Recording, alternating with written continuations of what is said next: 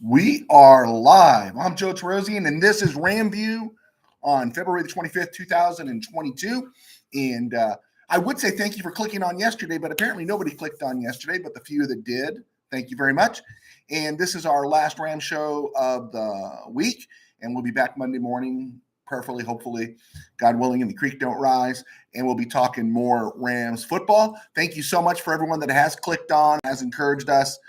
We are excited. We are working on all the things that are going to take us to another level, everything from microphones to music and everything else. Right now, it's just about building a rhythm and a routine for me, because I'm really not going to co-host this with anybody. I'm not going to take call-ins. I'm not going to interview anybody. I find the best shows, my favorite shows, the ones I want to emulate, are the ones that don't have partners with them and talk about, hey, bro, what'd you do last week? And or call-ins or anything like that. Not that I'd get call-ins these days. I prefer to have a direct communication and then just let you run with whatever you like or whatever you don't like. Today we're going to be talking about the Rams, obviously, a Frisco Zen Rodgers connection, the NFC West, free agent dreams, blocking wide receivers, something that's underrated in the Rams scheme, and of course draft names. And those draft names, we'll mention them today from a new mock draft I found. It's not my mock draft. And we'll add them to the board that will be published probably later today, early Saturday morning, from the Ram Cave. And so we'll also embed this show into it when we do, as we have been doing. But part of the reason we do the things we do is there are dozens and dozens of web shows and podcasts centered around the Los Angeles Rams and the NFL. And you got two choices. While there are some that are exceptional, some that actually have former players that are doing it, which are fantastic. There are some that's more, it's just the horns up community, let's go, bro. Or Aaron Donald, he's my dog. Whitworth, he's my boy, and it really doesn't give me anything. I know there are some people that like that. I don't. I just want them to talk sports. Can you just talk football? And so that's what we strive for. I don't have necessarily inside information, and I'll be honest with you, very few do. But those that are close to the team, quite often, and this I know from being a sports writer for 20 years, plus years, is you can't always trust those that are close to the team, because if you speak too much truth, you're going to lose your access. This happened to me a few years ago with one football group, and it wasn't prep. It was a football group where I just did some speculation. I did some review of the players, but I went beyond the too deep, and the too deep is the list of starter and backup. But I went beyond the list, and basically I was threatened that if I ever did that again, I could have my credential pulled. And it's Bush League. It's Bush League all the way around. The people that had to enforce that, I know they didn't want to enforce it, but it is Bush League, and so it happens. People that are too close to the players and the teams, they don't share the truth. But for the fan, if you invest the time, if you look at the trends and put some thought in it, you can see some things, and you don't have to have a crystal ball. And that what comes out of that, the result of that is content. And then going out there and having vision and putting things in maybe that's an uncommon light. I said two things yesterday, and both of them were one on pure observation, and another one was a result of content. It was a result of investing time, seeing trends, and putting in some thoughts. And the first thing I said yesterday was, I'm sick of talking about Aaron Rodgers. So sick to death of every show being about Aaron Rodgers. Aaron Rodgers. I said, trade him, retire. I don't care. I don't want to hear about him. And there was something else there, but I let it ride because I wanted to talk about Cordell Patterson. He was the one I was excited about. And in yesterday's show, I broke down a reason why the Rams should invest in Cordell Patterson. He's going on 30. You can get him for $12 million for 2 years. The Falcons figured out what to do with him last year. He's a free agent. He's being projected as signing with the Jets. But I wanted the Rams to maybe take a look at him. And so what I did was I put off talking about my thought about Aaron Rodgers because I was sick about talking to him. I'll wait another day to share the thought. So I shared about Patterson, thinking I'd have today to talk about Aaron Rodgers, and I missed my window. And it went right by. I was going to come in here today and suggest that Aaron Rodgers would be a good candidate for the 49ers. I was going to break down how the Green Bay Packers could commit to a rebuild, could move Rodgers and his contract to the Bay Area for Trey Lance, and then the Packers could let Lance and Jordan Love duke it out, both former number ones. One of them's got to be able to play, and then begin the rebuilding process with some quarterbacks who are not making break-the-bank money and build around them. Frisco, with Rodgers, gets the quarterback to help push them maybe through their Super Bowl window. Beautiful. Great Friday conversation. I'm walking in the early morning of today, listen to a podcast because another Rams podcast YouTube show was out there, and it forwarded that same thought this morning. Now, maybe it was floating out there before I came up with it, but I hadn't heard about it. I was just so excited to talk about it today, and then somebody else kind of beat me to it, and now you sound like a Johnny-come-lately. You sound like somebody who's just not really thinking, and I can't stand that. Somebody who's not studying, somebody who's not putting in the work. When I heard it, I just went, "Suck," real loud, and because somebody else had it. I missed my window. So what's the lesson learned? I take that lesson learned from Chuck Robinson. Chuck Robinson's a former NBA player, and they asked him, when does he shoot the ball? Because he was a pretty good shooter, lefty. And he said, when I feel it, I shoot it. When I don't feel it, I still shoot it anyway. And one of the things I'm learning is I'm stepping into this box here. I haven't done this before, at least not solo. I haven't done this before, is that if I've got a thought, you better share it. And you better share it soon, or your window's going to close and it will be lost to the mob. This morning reminded me of a moment in the early 2000s when I was working at the Mid. They were redesigning our website, and the web guy asked me if we wanted to have the ability for comments under our game stories and columns. And my words were exactly this. Nah, I think everyone is getting sick of message boards. It's about content. Less than a year later, the Tribune, which would be considered our number one rival, what we considered our number one rival, launched its new blog site with comments and threads and just continued to kick our butt. And commenting and message boards aren't going away, but it is still about content. And I want to have good content. And so that's my striving here, is to have good content. But the lesson is that content needs to be timely, and it needs to be delivered at a regular moment, in the moment that it comes in. And so that was what was on my mind. Yeah, I think Aaron Rodgers to Frisco makes sense. I'm not scared of him as a Ram fan. I'd love to see, because that just kind of like blows up that window a little bit more. And if they swing and miss with Rodgers in any way, shape, or form, that window's shut a lot sooner than maybe it would be. But yeah, make the deal. Go ahead, please make my day. So just a reminder before we go on with the show, I do try to be here Monday through Friday. Monday sometimes, because of my other job, can hold me up, but I do try to be here Monday through Friday. I'm about 20 to 25 minutes talking Rams football, and you can follow me here at Joe T Sports, RamView, and then also you can go to my website, joetarosian.com, where I publish Fan View on Mondays, From the Ram Cave on Fridays, and then there's just other sports content. I also have College Hoops Breakdown from Riley Saxon, and hopefully with the MLB thing wearing on, we'll get back to our baseball column by Steven Urena called the Urena Express, and we'll get there. So wanted to throw those things out there before we move on. So please hit like and subscribe, and take a bet on us. Okay. As you study the Rams, one of the things you notice that's unique about them is they ask a lot of the receivers. The receivers aren't just route runners, running the fly route or anything. They have to block. And when I went on PFF, I was looking at this, is that even though he went out mid-season or maybe a little before mid-season, Robert Woods graded out as the number one blocking wide receiver in the NFL with an 84.9 grade. That's an exceptional grade. And the number 5 blocking receiver in the NFL was Cooper Kupp at 80.9. And so the Rams have, in the top 5, two of the top 5 best blocking receivers in the NFL belong to the Rams. And that's a key to their success. And if you were wondering why Ben Scaronick was on the field this year so much ahead of other guys, 7th round pick, he was supposed to just be a special teams guy. Yeah, he kills you with his hands. Literally the definition of manos de piedra. He is the definition of hands of stone. But Scaronick has proved to be an effective and willing blocker. and he graded out as a rookie at 69.9.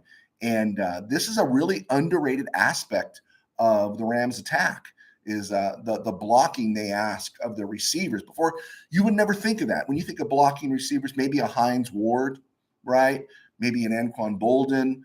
You didn't think about your receivers being actual assets in the blocking scheme. And I think that's something that one of the reasons why the Rams are so successful.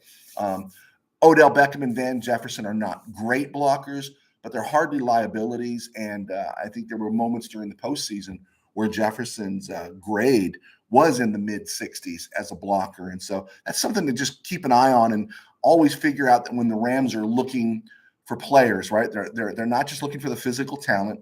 They're also looking at the mental makeup, and they're also looking at the willingness. Will they be willing to block, when it comes to a receiver? One of the things when I was doing a little bit of research for my book, Tangent Dreams, high school football novel, I'm always holding it up, but I wanted to find out about a receiver and blocking. And one of the things that was passed on to me is it's all about being willing.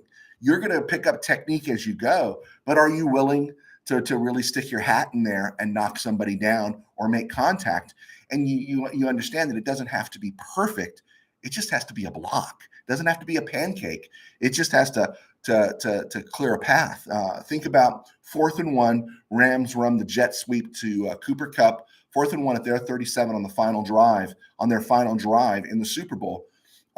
What might have gotten lost was Bryson Hopkins, who surprised everybody with 4 catches in the Super Bowl, critical catches. Great job there. But he also made the key block on that run by Kupp that allowed Kupp to turn the run upfield for about 8 yards and sustain the drive. And so that can never be overlooked in terms of what the Rams do. I mean, every team wants that, but it just seems like that is a high priority for what the Rams do with their offense. Going back to players who fascinate me, and I talked about Cordell Patterson yesterday. I talked about him turning 30. I talked about him kind of staying in the NFL long enough to where finally a team, the Falcons last year, figured out what to do with him. He rushed for over 600 yards, 4 yards a carry, rushed for 6 touchdowns, caught 52 passes for over 500 yards, scored another 5 touchdowns. And this was a guy that bounced around in so many places, Chicago, Minnesota, New England, as a receiver, as a receiver kick returner guy, and super talented. That's why he stayed in the league. But it wasn't until last year that it really seemed like someone figured out what to do with him. You've got the Deebo Samuel effect, which is showing that receivers can be great running backs as well. And it's also playing out into the NFL, morphing into a positionless aspect for its skill players. You want your skill players to be able to do multiple things, and more they're becoming positionless. They're not necessarily wide receivers. They're not necessarily running backs. Maybe they're wing backs. We come up with some new names for them, and that's an interesting thing. The interesting thing about Cordell Patterson, because they're looking at him. I saw it on one of the websites. His market value is $6 million a year, 2 years, $12 million. They're projecting him with the Jets. The Jets, really? Why would he want to go to the Jets at the age of 30? But not only can he run the ball, catch the ball, but at run blocking, right? Because you're going to line him up in different places. If indeed you did sign him, he grades out at 74.4. He was listed as the 4th best running back last year in the running back category, 4th out of 62 at run blocking. So he's not afraid to lower his pads, knock people down. His pass protection was in the middle of the pack, and you're not going to see him too often do that because he's such a threat offensively. But to note that the number 6th overall best pass protection back in the NFL was Darrell Henderson, just to give you some context there, and why Henderson remains super valuable to the Rams and such. So just to get that out there. So I definitely think, going back to Cordell Patterson, he is somebody the Rams should look at. Here's my big reach in free agency, and it's not real sexy, but my big reach is Connor Williams of the Dallas Cowboys. He's a free agent. One website, I think it was PFF, was projecting him to get 3 years, $20 million, which was really, really low. Another site has him getting 4 years at $52 million. That's 13 rocks a year, and that seems too high. So somewhere in the middle. But Connor Williams He's a little bit bigger than Austin Corbett and a little more athletic. He's 6'5", 298. Corbett 6'4", 306. Corbett's the free agent. But Connor was 10th in pass blocking, 11th in run blocking, and is projecting to make something similar as Corbett. Corbett's projected to make $8 million. So that's kind of where you see Connor Williams. I don't think he's going to get $13 million a year. But Corbett was ranked 22 overall. Connor Williams ranked 11th. Corbett was 40th in pass protection, 29th in run blocking. Now we won a Super Bowl with this guy, but maybe the Rams are in a position to upgrade. If Whitworth retires, that's what everything's based on. Will Whitworth retire and open up an opportunity for the Rams to be a little more creative? There's a lot of money. There's no more dead money to worry about. Very little dead money to worry about. Also, they've got themselves in a position where they can restructure, and players are more apt to do the restructure if you keep giving them rings, right? And so they want to keep that up. And there's players like a Cordell Patterson, maybe a Connor Williams, who are willing to adjust to go ring chasing. Now, Williams needs his payday. He hasn't had his payday. He hasn't even made a rock, made more than 2 rocks in a season. So he needs his payday. So it's a long shot with Connor Williams, but Cordell Patterson at age 30 might want to take a look at what the Rams have to offer, if indeed the Rams want to offer him anything. Just a thought, just putting names before you, and stuff for you to think about. And just remember, again, as I always say, every time you think the Rams are broke, remember they keep pulling great players in. So keep that on your mind. Recent mock draft I came across, I just scour the web for somewhat credible mock drafts. I haven't done a mock draft, and I'll add these to from the Ram Cave that we'll publish later today. The Rams, we're going to go with, they have 8 picks. A lot of the things I saw earlier on had them with 7 picks. Didn't have them with the 5th round choice, but a lot of them are seeing now are saying the Rams have a 5th round choice. So I'm going to go with that. And then some of the later ones, the compensatory picks, the 3rd round pick has bounced everywhere from 103 to 106. And I'm sure that that's all being adjusted based on what's being allotted and everything. And then there's 3 6th round picks that all kind of jostle in and around 209 to 213. But these are the 8 names that came up, and I'll just mention what round they came in. Jameer Salyer from Georgia. He's 6'4", 320. He played tackle, but he projects maybe as a guard in the NFL. Max Mitchell, guard, Louisiana, not Louisiana State, Louisiana. He's 6'6", 300, and he projects as a guard. And then again, that's just an interesting thing because every mock draft we're coming across has the Rams reaching for the offensive line. And then again, that's the reason why we do these things, to give you an idea of what they're looking for. Now, they can completely cross you up, but remember, these drafts, the Rams have to hit. These things are so critical to the Rams. They trade their number 1s and their number 2s, and sometimes their number 3, because they hit on these other rounds. They have been hitting on these rounds since 2017, and hitting on these rounds every year allows them the flexibility to do what they do and making those deals to bring in the proven stars. And so you want to know who these names are. I don't expect the Rams to necessarily draft every name we mention, but you should be aware of it because it is critical for your team. 5th round, 174 overall, Jeffrey Gunter, an edge, out of Coastal Carolina, 6'4", 260. He's an interesting name again because you got Von Miller as a free agent. Looks like he's coming back. You got Terrell Lewis returning, but he's always injury prone. We like Justin Hollins. I like Justin Hollins. But Ogbo Okoronkwo is a free agent. And he'll cost the Rams that little bit of money, that Samson Ebukam type money.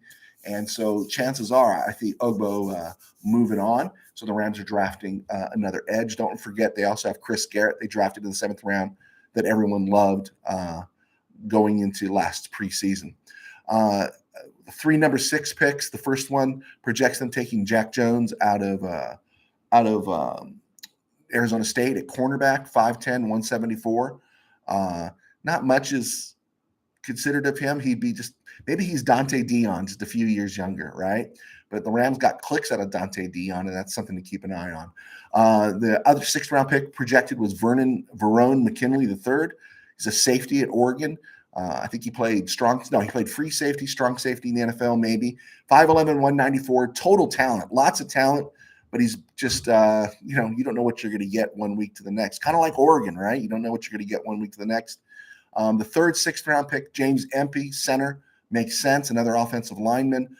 We don't know what's going to happen with Brian Allen. We also know the backup, Coleman Shelton, is a free agent. So right now that center position looks pretty thin when you think about who's free agents and what they have on the roster. James Empey comes out of BYU. He's 6'4", 303. From what I understand, if I saw him play, I don't remember seeing him play, but they're saying he's very athletic, but maybe he needs to get a little stronger. Bo Melton is the first pick in the 7th round, 235 overall. He's listed as a wide receiver kick returner out of Rutgers, 5'11", 195. They say he's just a kick returner. And if he's got something in the kick return game, that's great. Brandon Powell did a great job, and we hope the Rams keep him. But it wouldn't hurt to have another one, because I don't know if we really want to see J.J. Koski or Jake Funk back there returning kicks, right? And then the long shot here in the 7th round out of Florida is a nose tackle named Tyrone Truesdale, 6'2", 335. He's supposed to be incredibly strong. And yeah, he fits the mark, doesn't he? He's someone that would probably come in. We wouldn't see him play for 2 years, get a few snaps in his 3rd year. Then in his 4th year, if it all goes according to plan, he stands out. And then the Rams are in a position where, does he re-sign with us or does he move on? And then, of course, if he's successful enough to where, like an Ibukam or somebody else, then the Rams get draft compensatory picks for him if he signs someplace else. So all these picks are valuable. They're not throwaways.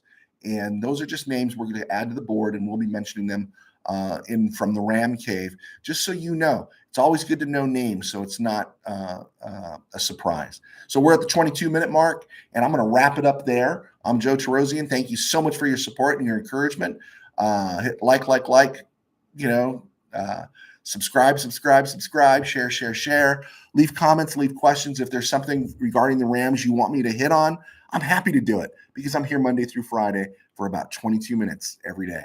All right, folks, thank you so much for clicking on, and we will be talking to you very, very soon.